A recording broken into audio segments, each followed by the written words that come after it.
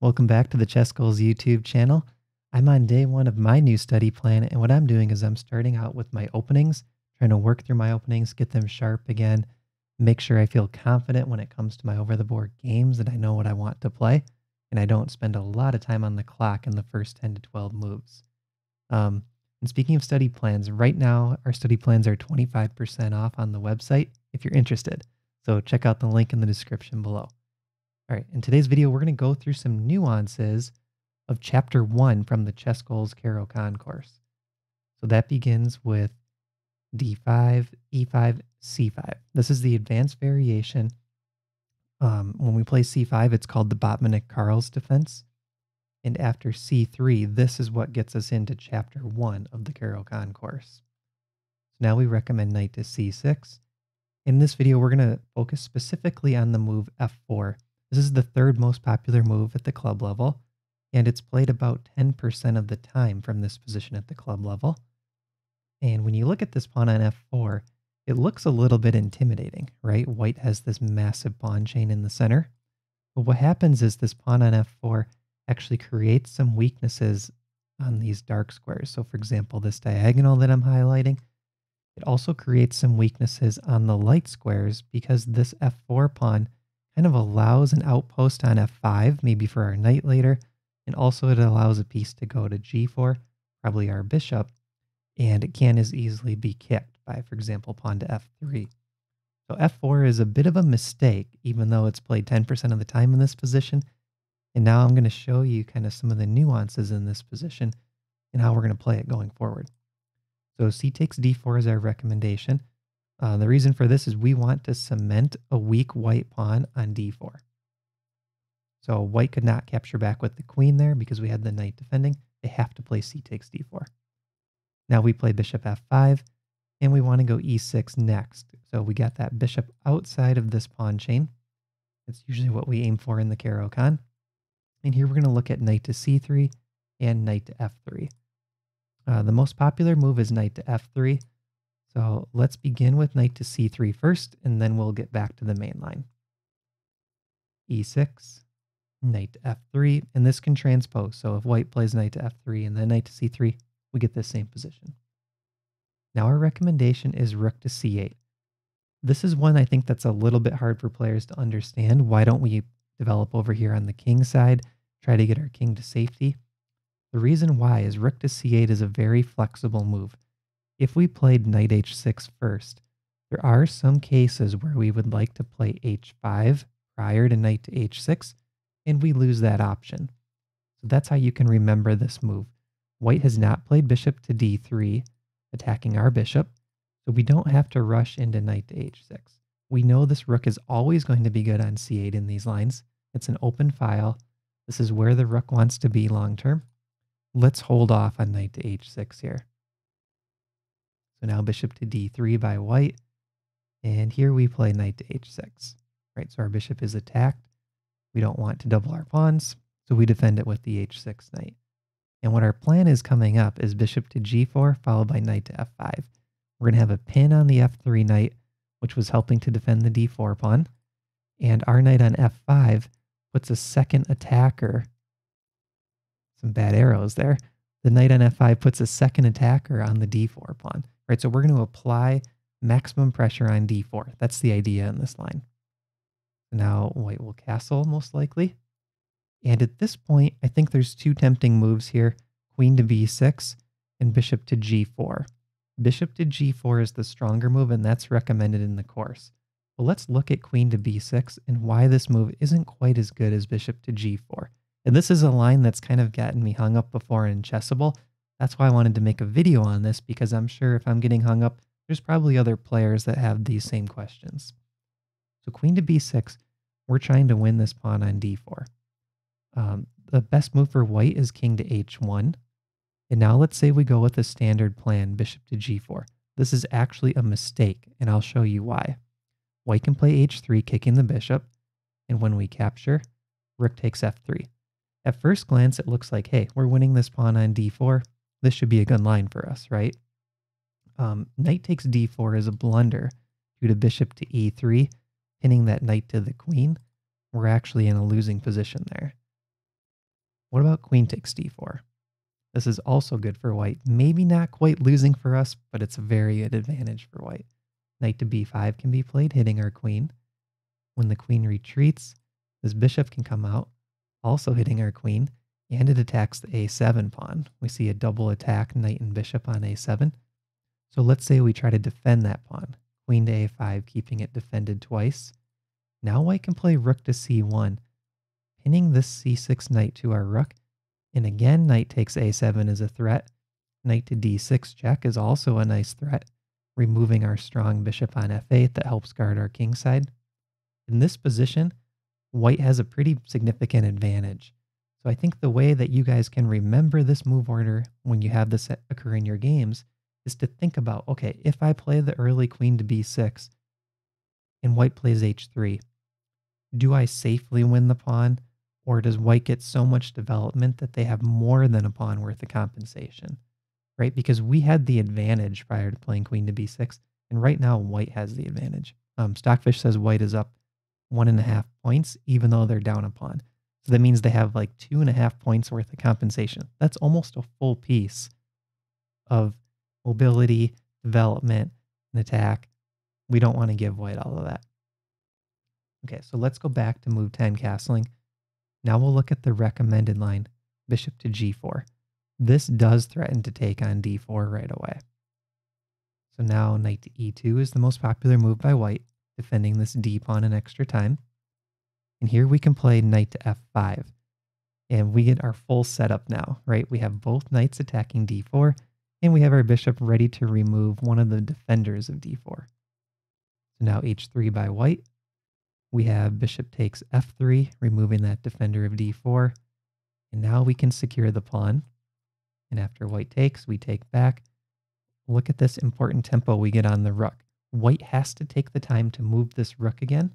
And this gives us time to get our king safe and get our knight back safely. So here we can simply play g6. And look at this. We have both pawns blocking this f4 pawn. That's a big source of white's counterplay. There's no way for white to win our knight on d4. And our plan is to play bishop g7, castle, retreat this knight if it gets kicked, and then play pawn to f6. Open up these dark squares in the middle and strengthen our g7 bishop. And we are up the extra pawn. It's a protected passed pawn, right? There's no white pawns in its path to stop it. This is a nice advantage for black.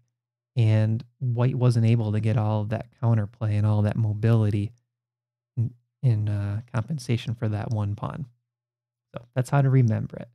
After 10 castle, we want bishop to g4 here. Okay, so now let's rewind back to move 7 and look at knight to f3, where white does not play knight to c3 next.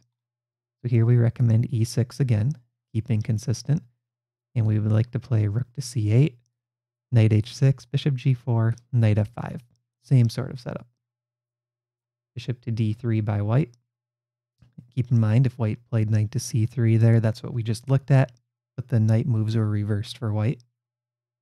If white plays bishop to e2 here instead of bishop to d3, this is a little bit too passive. We can play queen to b6 in that line, and we're kind of having all the fun in that position. White really should try to trade off our f5 bishop to relieve some of the tension. So bishop to d3, we recommend knight to h6, keeping e7 available for this bishop. Castle by white. And in this position, I have been hung up on Chessable here as well. Do we want queen to b6 or bishop to g4? Well, the nice thing is both moves are good. So we can play bishop to g4 here. This is not the recommended move, but I want to show it. Bishop to g4, h3, take, knight takes d4, securing the free pawn. There is a line here, though, where white can get a little bit of compensation, and they get the initiative. It's queen to a4 check. So checking the king and attacking the knight. When we retreat, white can play bishop to e3. So here we're up a pawn. Stockfish says maybe it's a half a pawn advantage. And I don't like this line as much as our recommended course line, just because, again, look at the development that white is getting and kind of how passive our pieces are. We can strive for a little bit more than this and also create more chances for white to make mistakes. And I think that's important as well at the club level. We want to give the opponent chances to make additional mistakes. So in this position, we do recommend queen to b6. And the only good move for white is king to h1. So that's another chance for white to make a mistake here. There's only one strong move, and it's not that easy to find, king to h1. Now we're going to voluntarily take the bishop on d3, opening up this f5 square for the knight and creating this triple attack on the d4 pawn.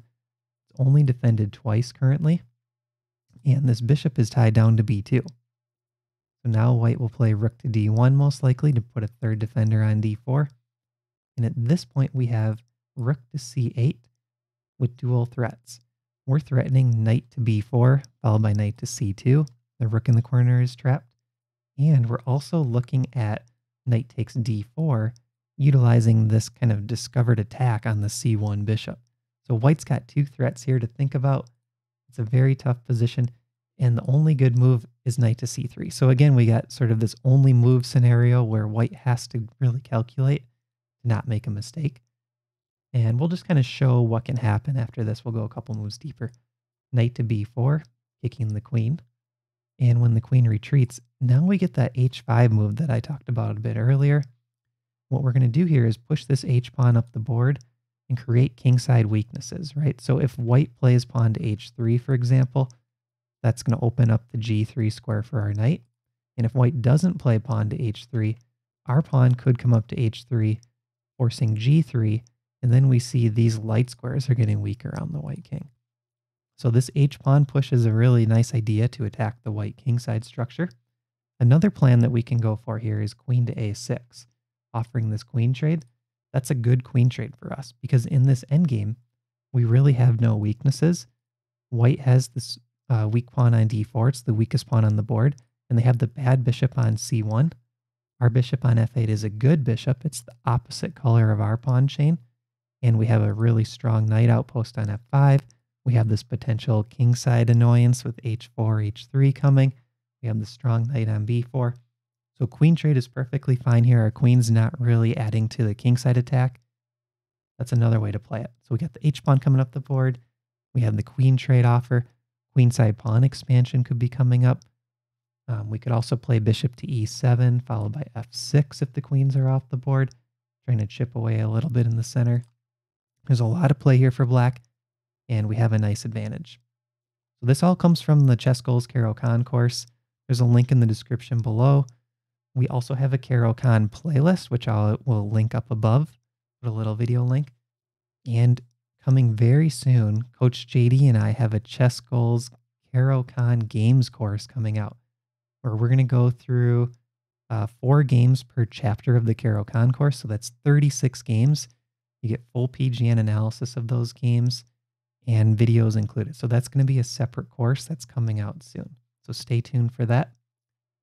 If you do purchase the ChessGoals Caro-Kann course, we've been adding new features. There's a live Lichess version, so you can actually just look at it in Lichess.